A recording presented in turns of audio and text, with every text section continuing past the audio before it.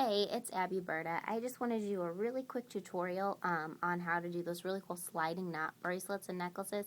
It's really simple, but it intimidates some people kind of because knots are scary for some people.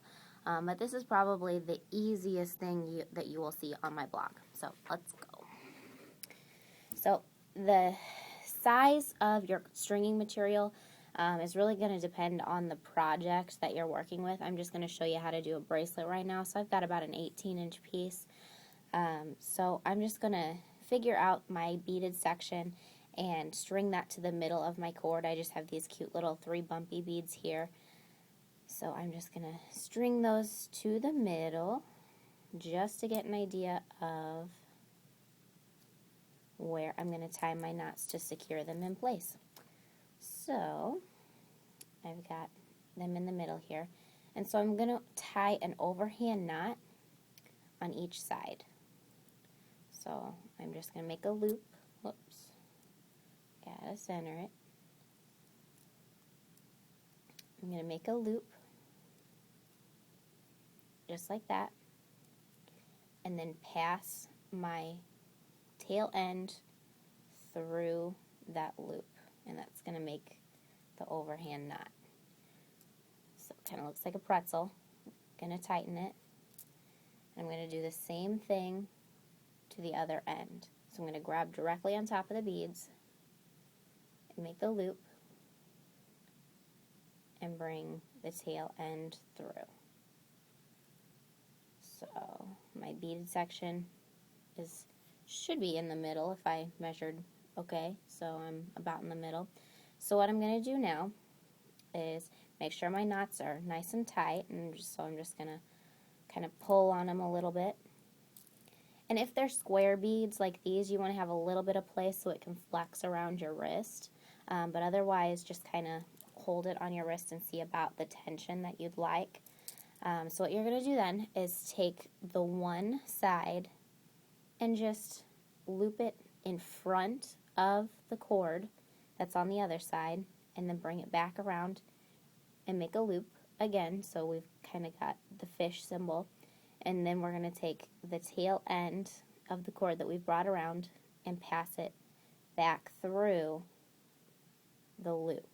So we're just doing an overhand knot, and so that tail end is facing the beads.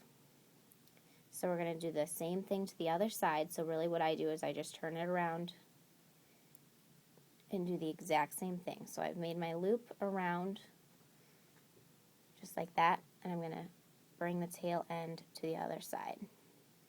So then we have the tail ends knotted together, and we've got a sliding knot bracelet. Now, depending on the size of your wrist, you're probably going to need to adjust the knots a little bit to get a good size.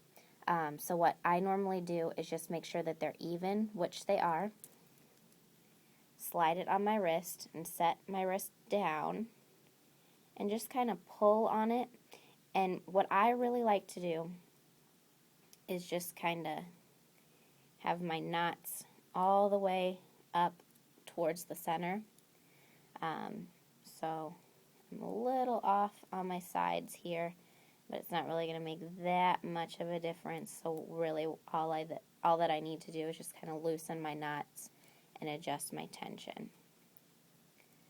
So you have a sliding knot bracelet, and you can see how the knot is kind of getting a little bit more loose as you're messing with it. All you really need to do is just kind of pull it really tight, so that if it's leather, it's going to kind of get comfortable in that position. If it's cotton, you're not really going to have that much of a problem. But if it keeps getting pulled out over time, you can just put a little bit of glue right on that center crossover there. Make sure the glue does not get onto the cords that are coming out of the knot, but just on the knot itself, and that's going to hold it a little bit. So just right on that little crossover right there. So if you're making a necklace, it's the same exact technique. I'm sure everyone has seen those really trendy ones with like the dog tags hanging from the center. All you do is an overhand knot in the center to hang your pendant, just like you do the beads, and it's the exact same thing. So we've got our sliding knot, and we learned a new technique. Thanks for watching.